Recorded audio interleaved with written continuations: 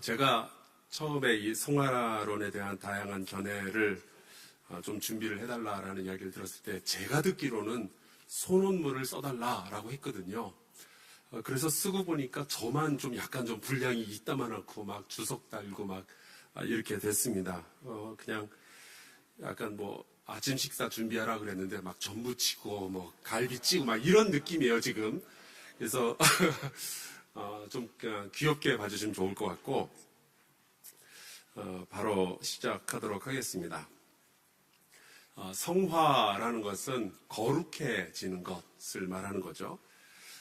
이 성화에 대해서 이야기를 할 때 가장 자주 언급되는 성경 구절이 구약의 레위기 11장입니다.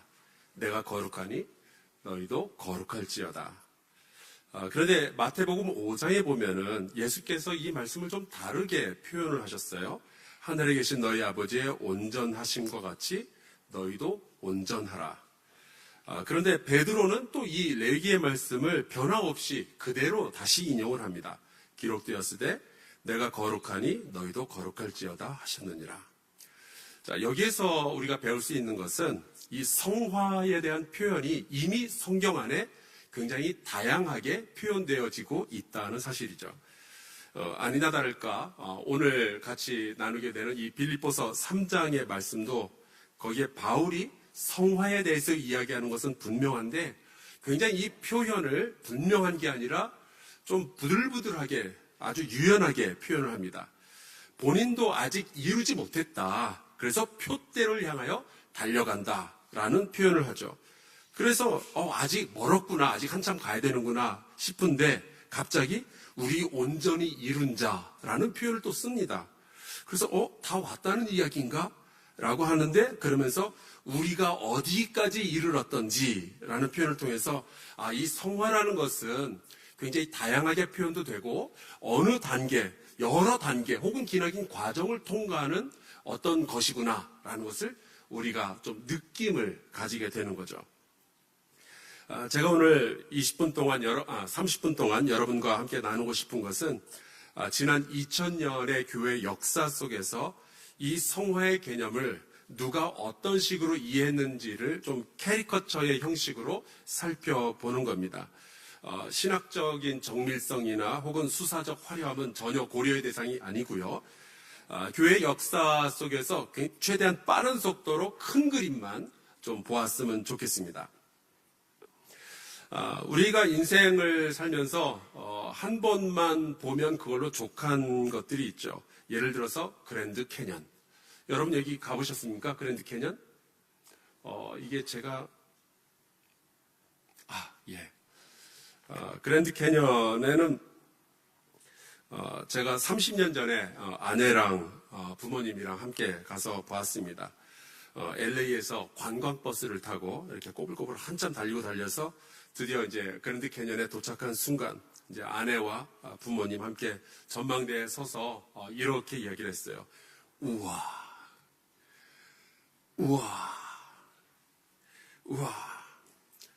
그런데 5분이 지난 후에 발견한 것이 있었습니다. 그게 다였어요. 더 이상 할 게 아무것도 없더라고요. 왜냐하면 너무 장엄하고 너무 커요. 거기서 뭐 어디 갈 데도 없고 그냥 그게 끝이었습니다. 그런데 제가 25년 전에 디즈니랜드를 갔었습니다. 디즈니랜드에 가서 보니까 들어갈 때 저는 너무 흥분이 됐었어요. 왜냐하면 어려서부터 뭐 그림도 보았고 만화도 보았고 디즈니랜드가 어쩌고저쩌고 미키마우스가 어쩌고 이런 것들을 많이 들었기 때문에 꼭 한번 가보고 싶었는데 결혼하고 30살이 훨씬 넘어서 애를 데리고 처음으로 가게 되었습니다. 가는데 벌써 가슴이 콩닥거리고 막 난리가 난 거예요. 들어가는 순간 정문 앞에 서서 우와 너무 좋다. 그리고 들어갔는데 이제 자유이용권을 끊고 들어갔죠. 근데 그랜드 캐년과 다른 점이 있었습니다. 이 디즈니랜드는 안에 들어가니까 놀 게 많더라고요. 너무 많았어요. 타고 싶은 것도 많았고 먹고 싶은 것도 많았고 근데 마침 또 제 아이가 졸렸다는 거예요. 그래서 아이는 엄마에게 맡겨놓고 저는 신나가지고 이제 제가 뭐 이것저것 타고 그런 적이 있습니다. 구원은 그랜드 캐년과 같은 걸까요? 디즈니랜드와 같은 걸까요? 저는 단연코 디즈니랜드에 가깝다라고 말하고 싶습니다. 왜냐하면 구원의 감격이라는 것은 한 5분 정도 은혜 받고 감격하고 눈물 흘리고 그게 끝이 아니라는 사실에서 그런 것 같아요. 그 구원의 안에 같이 있다 보면은 주님 안에 거하면서 경험할 것이 너무 많은 거예요. 그래서 저는 이 성화에 대한 이야기를 할 때 이 디즈니랜드와 같다라는 이 상상력을 가지고 함께 말씀을 나눠보면 좋을 것 같습니다. 성경은요, 구원 이후의 이야기를 굉장히 많이 우리에게 남겨놓았어요. 하나님같이 거룩해야 된다, 온전해야 된다, 그리스도의 장성한 분량에까지 이르러야 한다 등등. 자, 이 기독교의 역사 가운데는 이 성화에 대한 수많은 이야기들이 있었습니다. 그것을 굵게 몇 가지만 살펴볼 텐데요. 제일 먼저 테오시스라는 개념을 보도록 하겠습니다. 고대 기독교는요, 이 성화로의 초청을 테오시스라는 신학으로 답하게 되었습니다. 헬라어로 하나님처럼 된다, 혹은 하나님의 신성에 참여한다라는 뜻이에요. 초대교회의 수많은 교부들은 성화 대신에 신성화, 테오시스라는 개념을 굉장히 널리 사용을 했습니다. 그리고 이 테오시스는 지금도 동방정교회의 굉장히 중심적인 신학이 되어 있어요. 이 테오시스라는 개념이 얼마나 널리 알려지고 또 강력한지 보여드리려고 요즘 동방정교회 쪽에서 출판되고 읽혀지고 있는 책 표지들을 한번 모아보았습니다. 굉장히 많죠. 이 외에도 너무너무 많습니다. 다 테오시스에 대한 이야기예요. 테오시스라는 잡지도 발간되고 있고요. 영화도 이미 상영이 되었습니다. 그런데 이 테오시스라는 개념이 강하게 등장하게 된 배경에는요, 초대교회의 신학적인 혹은 목회적인 문제가 먼저 있었습니다. 바로 영지주의의 등장이었어요. 이 영지주의는 단순히 기독교에만 있는 게 아니라 그 특별한 어떤 철학적인 사조가 각종 종교에 다 나타날 수가 있죠. 예를 들어서 선불교도 어떻게 생각해 보면은 영지주의의 일종이라고 볼 수 있습니다. 왜냐하면 어느 한 깨달음이 구원 혹은 해탈을 줄 수 있다라고 믿는 믿음이거든요. 영지, 특별한 knowing, knowledge가 너를 구원할 수 있다. 그런데 이 또 다른 영지주의의 특징 가운데 하나가 모두가 그런 건 아니지만 물질 혹은 육신, 이것을 굉장히 악하게 보는 경향이 짙습니다. 그러다 보니까 이 어떤 영지주의는 어차피 세상이라는 거 아무 의미 없는 거 아니냐, 우리 육체라는 거, 물질이라는 거 다 쓰잘데기 없는 거 아니냐. 그런데 우리는 이미 영지를 받음으로, 선택을 받음으로 구원을 받았으니까 너무 율법에 매이지 말고 자유롭게 한번 살아보자가 된 거예요. 이게 바로 우리가 얘기하는 반율법주의죠. 굉장히 고대의 반율법주의. 이 세상의 대표 주자가 발렌티누스라는 사람이었습니다. 이 사람에 대해서 굉장히 심각하게 욕을 했던 사람이 이제 이르네이우스라는 사람인데, 좀 전에 20세기에 발견되었던 나그 한마디 문서 안에 이 발렌티누스의 신학들이 나와 있거든요. 그런데 그 신학들을 보자면은 이렇게까지 나빠 보이지는 않지만 이레네우스가 이단, 그 당시의 이단들과 싸울 때는 이 발렌티누스를 굉장히 비도덕적인 어떤 사조라고 이야기를 하죠. 이런 영지주의의 등장이 있었을 때 유다서가 반박을 하죠. 니들이 우리 하나님의 은혜를, 이 복음이 우리에게 준 이 구원을 도리어 방탕한 것으로 바꾸었구나라고 강력하게 저항을 합니다. 은혜를 더하려고 죄에 거하겠느냐라는 바울의 질문도 바로 이 비도덕적 반율법적 영지주의를 겨냥했던 거죠. 그러면서 이제 초대교회가 깨닫게 된 거예요. 성도들에게 은혜로 받은 이 구원 그 다음 단계에 대해서 반드시 가르쳐야 되겠구나. 여기에서 이제 교부들이 테오시스라는 신학을 말하기 시작한 겁니다. 요한복음에 보면요, 굉장히 이상한 복음주의 계열에서 듣기는 상당히 좀 거북한 말씀이 하나 있어요. 예수님께서 시편 82편 6절을 인용하셨는데, 하나님의 말씀을 받은 사람들은 신이라는 표현을 하셨습니다. 바울은 에베소서에서 이것을 약간 좀 순화시켜서 하나님을 본받는 자라고 표현을 하죠. 또, 괜찮습니까? 제가 할까요? 베드로는 베드로서 1장에서 하나님의 계획이라는 것은 구원받은 성도들이 하나님의 신성한 성품에 참여하는 거다라면서 구원의 그 다음 단계가 풍성하게 남아있다라는 것을 이야기를 합니다. 이 세오시스에 대해서 교회사적으로 가장 유명한 표현은 아마도 이레네우스와 아타나시우스의 글일 거예요. 그가 사람이 되신 것은 사람을 하나님으로 만드시려는 것이다. 하나님으로 만든다 혹은 신성에 참여한다라는 의미일 거예요. 제가 듣기에는 굉장히 좀 멋지게 들립니다. 여러분 한 사람 한 사람이 하나님의 자녀로서 예수 그리스도의 제자로서 또한 하나님의 성품에 기꺼이 참여하는 사람이 되는 거죠.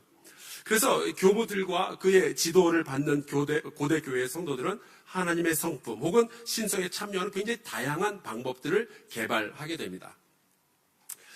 자, 시간이 지나서 이제 수도원 운동의 때를 한번 볼까요? 한 500년이 훌쩍 지난 거죠. 이 데우시스를 가장 열정적으로 실행에 옮겼던 그룹이 안토니라는 사람과 함께 4세기 이후에 등장했던 사막의 수도사들일 거예요. 안토니가 BTS라면 아미의 수장은 당연히 아타나시우스죠. 아타나시우스는 이 안토니의 생애라는 책을 통해서 데우시스의 한 모델로서 사람이 거룩해진다면 어디까지 갈 수 있는지 그 극한을 이 안토니에서 발견하게 됩니다. 그런데 이 사막의 수도사들에게 있어서 구원의 그 다음 단계가 성화라면요. 성화의 그 다음 단계는 완전함이었어요. 니사의 그레고리는 모세의 생애라는 책의 서문에서 빌립보서 3장을 주석하며 이렇게 이야기를 합니다. 덕행으로의 진전이 멈춘 곳에서 악이 시작된다는 사실을 안다면 악을 극복하는 완전함은 선 안에서 지속적으로 성장하는 것 자체에 있다. 그래서 그레고리는 이러한 완전의 모델로서 끊임없이 성장했던 모세의 이야기를 들고 있는 거예요. 모세는 애굽에서 살다가 광야로 가고 광야에서 다시 애굽으로 돌아가고 그 다음에 다시 광야를 지나면서 계속 하나님의 신성에 참여하는 사람이 되었죠. 갓난아기는 언제 완전한 인간일까요? 성인이 되었을 때입니까? 아니면 갓난아기는 그 자체로 완전합니까? 그 자체로 그렇죠. 우리도 하나님의 은혜로 구원받은 이후에 성장하고 있을 때 부족하면 부족한 대로 그 자체로 우리가 그리스도를 향하여 나아가고 있다면 나의 사랑이 점점 그 지경이 확장되고 있다면 그것으로 완전이라고 부르기 시작했던 거예요. 다만 이 완전을 향한 극단적 금욕의 삶을 추구했던 사막의 수도사들은요. 이 데오시스의 과정에서 자주 실패를 경험해야만 했습니다. 오늘도 그렇고 어제도 그렇고 우리 목사님들이 나와서 말씀하실 때마다 완전하지 않은 부분들을 그대로 드러내시죠. 아유, 그때는 제가 겸손했었는데, 그때는 온유했었는데, 마음속에 화가 치밀어 올랐어요. 이런 이야기들을 여과 없이 그냥 다 보여주시는데 저는 너무 감사해요. 왜냐하면 사막의 수도사들이 그걸 그대로 다 경험을 했거든요. 이들의 상황을 가장 잘 표현한 것이 바로 이 영어 표현입니다. He today, I tomorrow. 그는 오늘 죄를 지었지만 나는 내일 죄를 지을 수 있습니다. 그는 오늘 실패를 경험했고 나는 아마도 내일 하게 되겠죠. 그래서 이러한 영적인 실패를 계속해서 경험하면서 세오시스, 성화를 추구하다 보니까 그들에게 있어서 가장 중요한 미덕이 하나 생겨나죠. 그것이 바로 겸손이었습니다. 인간의 한계, 나의 연약함을 인정하고 다시 하나님의 은혜를 구하며 하나님의 성품에 참여하기 위해서 계속 노력하는 거죠. 자, 1000년을 건너뛰겠습니다. 종교개혁. 무엇이든지 좀 지나치면은 좋지 않죠. 이 고대와 중세 교회가 신성화를 이루기 위해서 금욕과 훈련에 대해서 강조하면 강조할수록 구원받은 사람이 성화로 나아가는 게 아니라 성화를 이루어야 구원을 얻게 되는 것처럼 보여지는 어떤 순서의 역전이 나타나게 됩니다. 율법주의가 다시 등장한 거예요. 면죄부는 이러한 현상에 착안하여 만들어진 중세기 최대의 보이스 피싱입니다. 이러한 신학의 반기를 들었던 사람들이 종교 개혁자들이었어요. 순서를 다시 정의하는 거죠. 성화는 구원 다음에 오는 개념일 것이다. 너무나도 당연하게 종교 개혁 이후에 이 성화론이 나오면은요, 이것이 이제 구원 다음에 나오는 개념이기 때문에 굉장히 성화론의 주변에는 익숙한 단어들이 눈에 띄입니다. 은혜, 믿음, 구원, 칭의, 완전, 신적 연합, 성결, 영화 등등. 이 예수 그리스도와의 연합이라는 단어를 어제 오늘 제가 상당히 많이 들었어요. 이게 이 종교개혁 이후에 성화론에서 굉장히 중요하게 등장하는 단어죠. 성화론이라는 것은 이러한 육중한 단어들을 어디서 얼마만큼 사용할 건가, 그게 쟁점입니다. 마틴 루터를 한번 볼까요? 마틴 루터에게 있어서는요, 성화라는 것은 칭의에 익숙해지는 것을 의미했습니다. 루터는 학생들에게 성경을 가르치던 학자였고요. 교회에서 설교하는 설교자로서의 삶을 살았지만 목회자는 아니었어요. 그래서 성도들의 삶을 들여다보고 그들의 삶을 책임지고 가르치고 이런 일들은 하지 않았죠.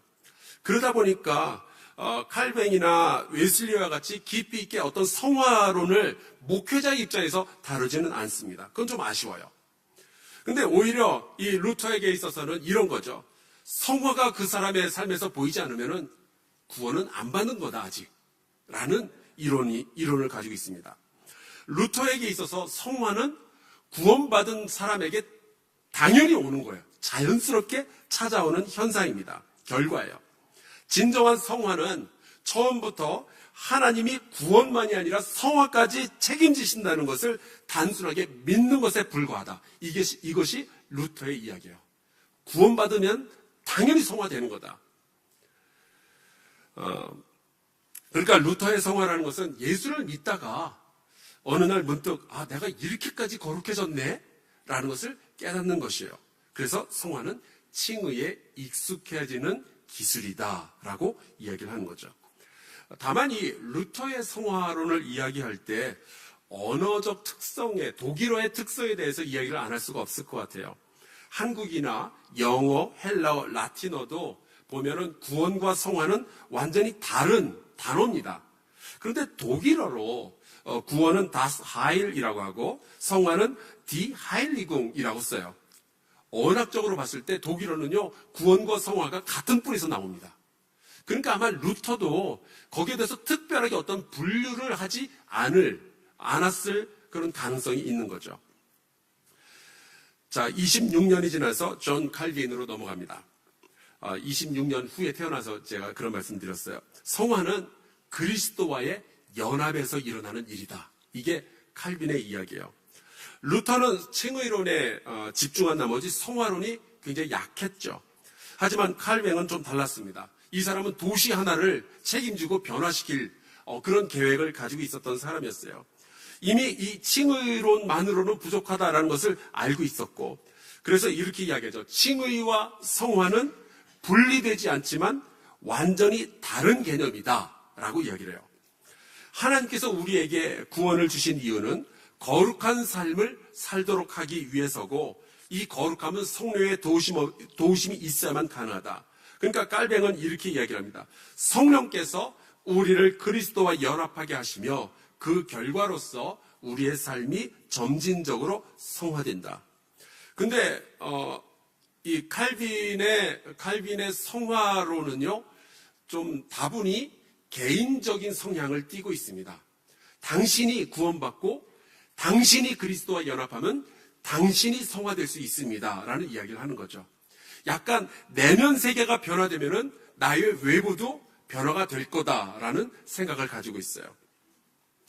그런데 이게 영국 성공회로 넘어가면서 조금 달라지게 됩니다. 영국 성공회는요, 공동체가 성화를 돕는다, 교회가 성화를 돕는다라는 생각을 가지고 있었어요. 아시겠지만 영국의 성공회는 로마 카톨릭의 구조 안에 종교 개혁자들의 신학이 접목이 된 아주 영국만의 독특한 그런 교회죠. 그 토마스 크랜머에 의해서 1549년에 만들어진 The Book of Common Prayer라는 그 책에 보면은 구원받은 성도에게 있어서 성화는 도덕적인 성취가 아니라 하나님의 다스림에 맡겨진 삶이라는 이야기를 합니다. 이 대륙의 개혁주의와 달리 영국의 성공회는 성령의 도우심이 교회 공동체의 모습으로 나타난다고 믿었어요. 그러니까 당신이 성화하고 싶으면 반드시 교회 공동체에 가서 사제의 도움을 받아야 되는 거예요. 성만찬을 받아야 되고 그들의 기도를 받아야 되고 그들의 설교를 들어야 되고 이런 이야기들을 하게 되는 거죠. 로잔 운동을 이끌었던 존 스터트 목사님은요, 영국 성공회 소속입니다. 그래서 그분은 어떻게 얘기하나 좀 궁금했었어요. 그분의 클래식 작품인 기독교의 기본 진리라는 책에서 보면 구원받은 성도가 가지게 되는 특권과 책임에 대해서 얘기를 하죠.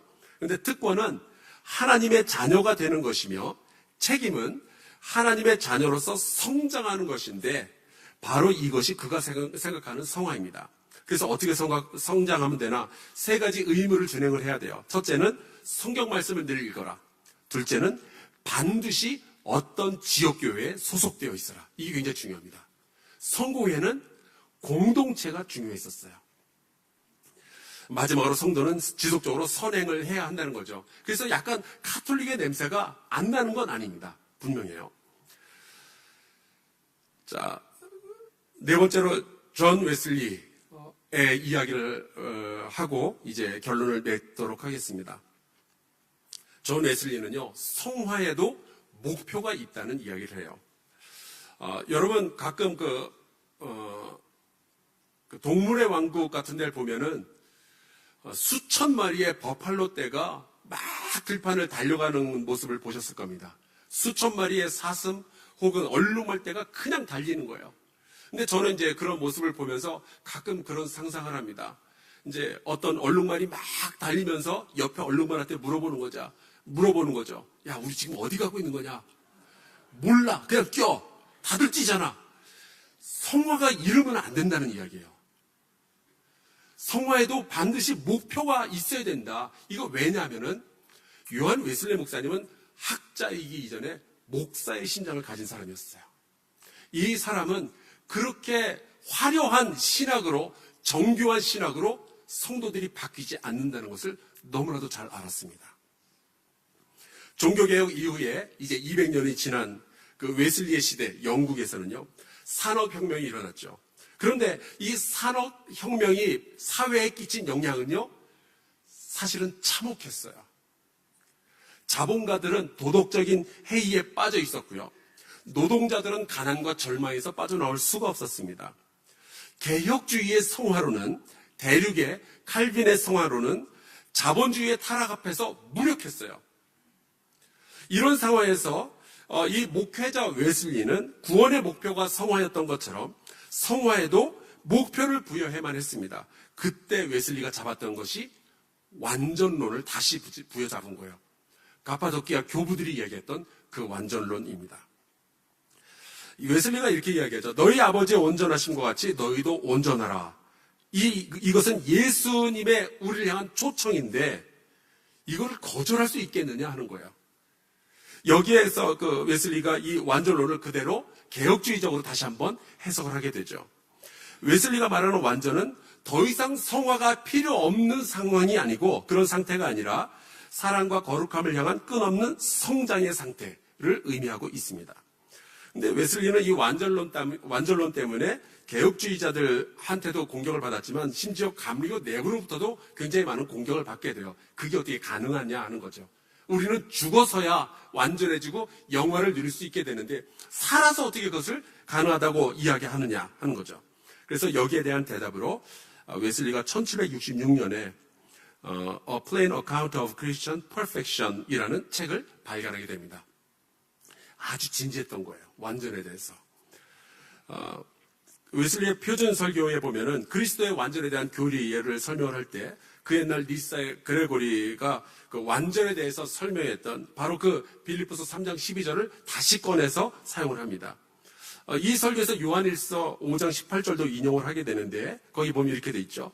하나님께로부터 난 자는 다 범죄하지 아니하는 줄을 우리가 아노라. 그러니까 웨슬리는 말씀을 그대로 믿었던 것 같아요. 순진하죠. 범죄 안 할 수 있대요. 그러면서 웨슬리가 이렇게 이야기합니다. 사도에 의해 확인되었으니 이 약속을 가진 우리는 하나님을 두려워하는 가운데 거룩함을 온전히 이루어 육과 영이 온갖 더러운 것에서 자신을 깨끗하게 합시다. 바로 이 웨슬리의 성화와 완전 교리를 굉장히 강조하는 교단이 성결 교단이 된 거죠. 그리고 순복음이 여기서 멀지 않습니다. 결론을 맺을까요?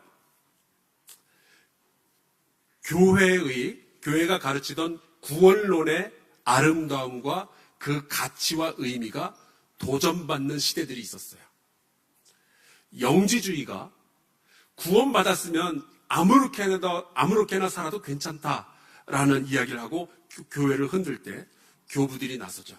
그리고 데오시스에 대한 하나님의 성품에 참여하는 이야기를 하게 됩니다. 또 로마의 가톨릭의 이 성화론이 세상을 움직이는 것이 아니라 구원의 그 은혜를 완전히 뒤집어 엎어버리고 있을 때 루터와 칼빈이 나서게 됩니다. 그리고 그들은 성화론을 이야기하게 되죠. 또 루터와 칼빈의 성화론이 영국 사회의 타락을 막지 못했을 때 이번에는 웨슬리가 나서서 성화와 완전에 대한 이야기를 합니다.